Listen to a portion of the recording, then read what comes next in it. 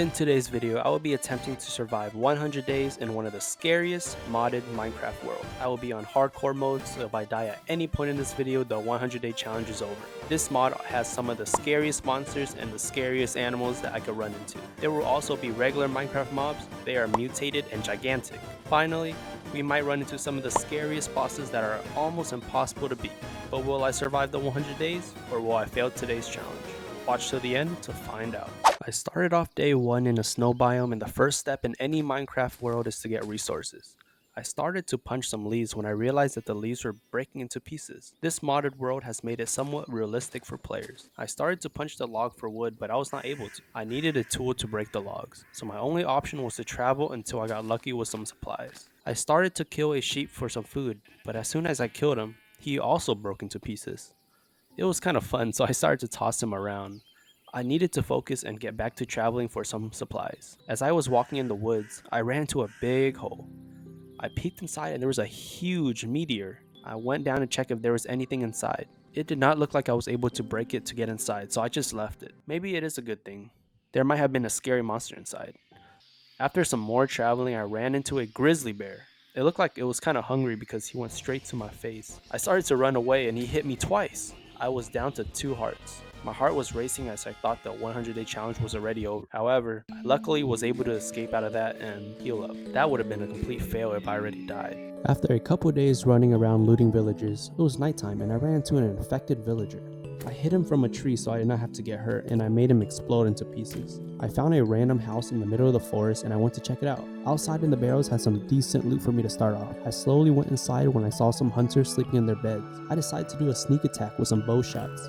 I eventually took them out and started to loot their chests. So far has been an easy start, but I know those scary monsters are coming soon. The next morning I was walking on the sandy beach when I ran into a rover. I don't know who it was, but I took it for a test drive. I don't know how much gas it has in the rover, but I was taking it so I can travel faster. I ran into my first scary animal. It was a huge anglerfish. I came up close to thinking it was not going to touch me because I am on land. I was being a little too comfortable when I tried taking a selfie with it. That is when it jumped out of the water and it bit me. It got me to 1.5 heart. I then realized it was stuck on the sand. I did not take the risk of getting close again, so I just bowed him down. My screen kept on blinking red because I was bleeding from the bite. After killing that anglerfish, I saw something coming at me towards the water. I started to run away because I was really low. I turned around to shoot it to see if he was easy to kill. His health barely went down and he took no knockback. He then did something I didn't even expect. He jumped straight for my face. I got down all the way to 1/2 heart and I really thought it was the end. Luckily, for some reason, he stopped following me. I ended up making a little dirt hut for the night because I was on 1/2 heart and I was not risking being exposed to the night creatures. After spending the next few days exploring in the caves, I went outside and came across a mermaid-looking creature. I am not sure what it was, but it was mad ugly. I shot him with my bow because it looked like it was bullying some dolphins. It then came straight to my face. I decided to book it and run away. It followed me through the cave, but it eventually stopped. It was pretty slow, so I knew I could get away. I next came across a huge whale. It was pretty cute, so I just left it alone. I spend the next few days mining in caves, trying to get some armor so I don't die from the scary creatures. I end up running into a few nasty cockroaches, so I end up killing some because they kind of creeped me out. I mined and smelted up a bunch of iron and got full iron armor. I think I should be a little bit more protected from here on out. After mining, I went up and ran into another house. I took out some hunters outside the house and started to loot their barrels. I came across our first modded weapon. It looked like some sort of diamond axe. I thought I took out all the hunters until I went inside and found a hunter sleeping. He was snoring a little bit too loud and I decided to ruin his nap. I did a surprise sneak attack and he jumped up and scared the berserkers out of me, but we finished him off. After a few days of traveling, I ran into a haunted house. There were gravestones outside, so I decided to break it to see if a monster would pop out, but instead there were caskets with loot inside, so I started to loot it. I ended up looting all the caskets and barrels outside. I then went inside to see if there was anything good. I looted a bag and it had some crazy armor and weapon inside. I had a full set of blazer armor and a sword as well. I was set for the 100 days challenge. I heard some creepy sounds coming from the door. I thought the best idea was to go inside. I opened the door and 7 looking reapers came straight at me. Luckily I had a golden apple and it helped me finish them all. After killing all the reapers, I started to check out the room. This place gave me the chills. There were saws and it looked like they were in the middle of sawing a skeleton. This place was a murder house. I opened another door and found the place they keep their prisoners. I was luckily able to break out and save 2 villagers from being the next 2 people to get sawed. The next morning I ran into another graveyard looking thing, and it was bigger than the one at the haunted house. I thought I would run into some trouble, but there was nothing really there to hurt me. I dug out most gravestones and looted some of the items, but there was nothing really special in the casket, so this graveyard was an absolute L. I spent the next 4 to 5 days traveling until I ran into something interesting. It was an ice biome, and I came across a pirate ship that got stuck in the ice. I thought it was abandoned until a bunch of pillagers started to shoot at me. They were pretty easy. On the pirate ship I noticed a helicopter. I'm not sure if it had any fuel inside, but the helicopter would be nice to travel with. But first I had to clear the ship to see if there were any pillagers left. Indeed, there were still a lot of them, and I started to fight them off.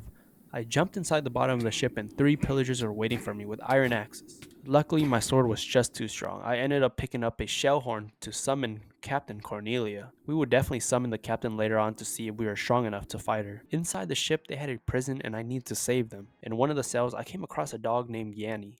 I was able to let it follow me and be my friend. I then opened the last cell and I came across a samurai looking guy. I was ready to fight until he just sat there and did nothing. I clicked on him and I found out he's a guard. I can also have him follow me. Now I have 2 partners so we can fight against creatures. I finished off the rest of the pillagers with the help of my 2 partners. Finally, I checked on the helicopter to see if it works. As I tried to turn it on, it would just not turn on. I assumed it had no fuel. I decided to break it and take it with me until I could find some fuel. I was getting warm around a campfire preparing to summon Captain Cornelia. My 2 partners have disappeared for some reason and I could not find where they were. So it looks like I was gonna have to fight solo for now.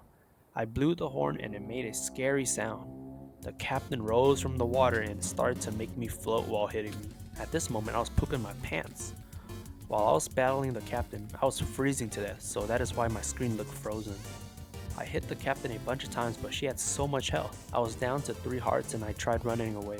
I turned around trying to get some bow shots in, but she just tossed me to the other side. I knew I had no chance, so I kept running until I finally got away. I was not ready to fight a boss, and I got to find a way to get stronger. I realized my inventory had way too many items, so I had to make a home or base to store my stuff. After a few more days of traveling, I ended up finding a big house. I thought it was a hunter's house or a ghost house again, but it was completely abandoned. For some reason, the whole time I was in the house, I was freezing to death. But anyways, I made some chests in the hallway of the house and I put most of the items that I didn't need with me when I'm traveling. Within a few miles from our house, I ran into another hunter house. This time, when I went inside expecting to fight more hunters, I ran into the weirdest thing that I had ever seen. It was a pig, a spider pig? I ended up killing it because of how ugly it looked. It didn't really have any good drops and we just moved along. As I kept traveling, I was deep in the jungle until I ran across a huge tree. A hanging creature spooked me and I threw out my bow. It was dead, so I ended up not shooting it. That is when it turned towards me and I knew it was alive.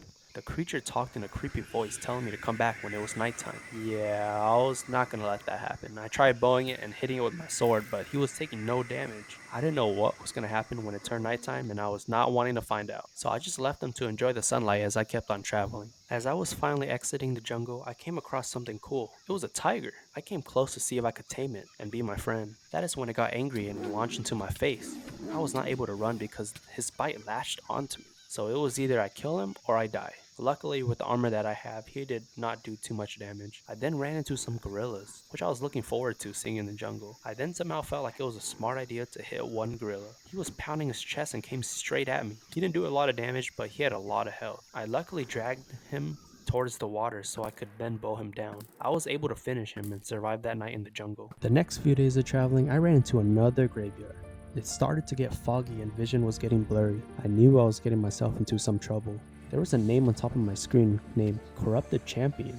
It looked like some sort of boss. I ran against the last boss, Captain Corner or whatever that pirate boss was called. This time, I was not going to back down until I finished the Corrupted Champion. I walked towards the graveyard and bodies were falling from the sky. It looked like a bunch of skeletons. It distracted me as a big ghoul came right at me.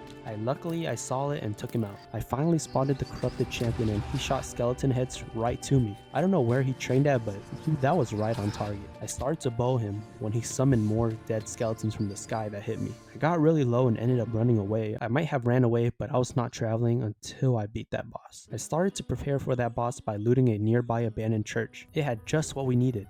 I found a power book along with an enchanted golden apple in one of the barrels. I also found a shield that I can use to block off those skeleton shots. What we really needed was more golden apples so we can heal. I dig down into a cave to look for some gold. I ran across some infected villagers that I had to take out, as well as a mine shaft with some loot. I was able to mine a decent amount of gold as well in order to make golden apples. I waited the next couple days for the weather to calm down, and it was now battle day. I was not leaving the graveyard until I finished what I started. As expected, it got really foggy again.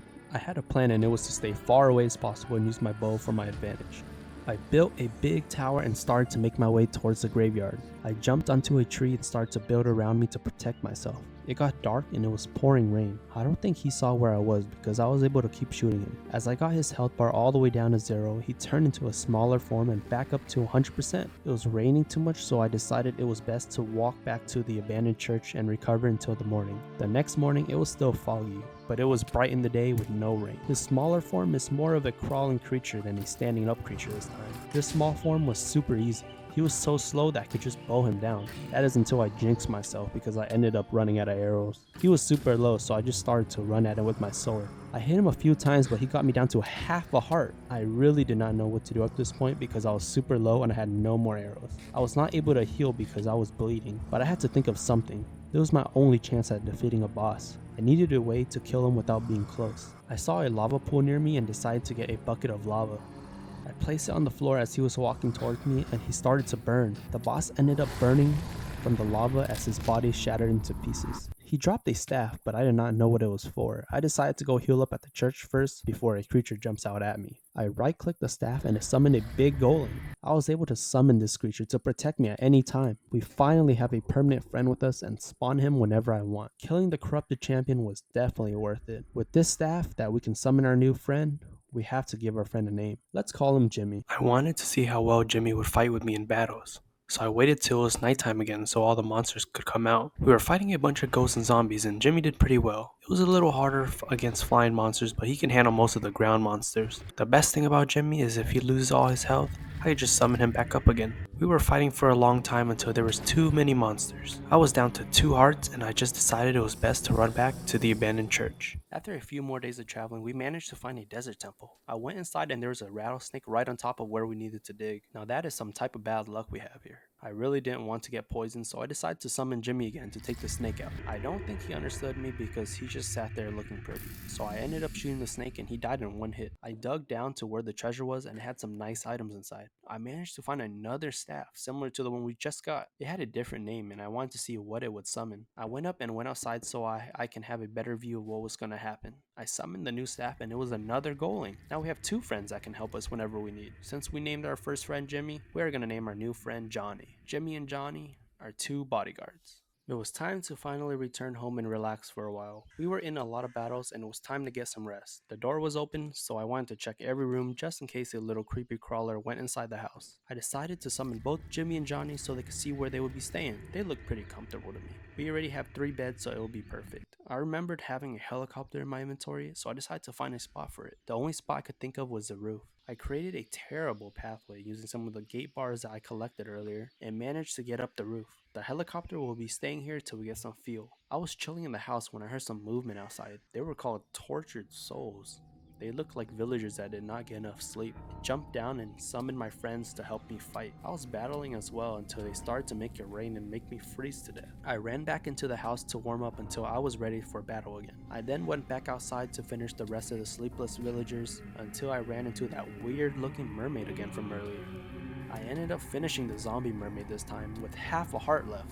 I don't know how many times we have been at 1 heart or half a heart in this video, but I have been very lucky. I was still freezing, so I went back inside to heal up before I get hit by anything. It was finally day 100, and I was walking around the house to make sure it was safe. I looked in the water and there was a huge alien looking fish. It was the size of a whale.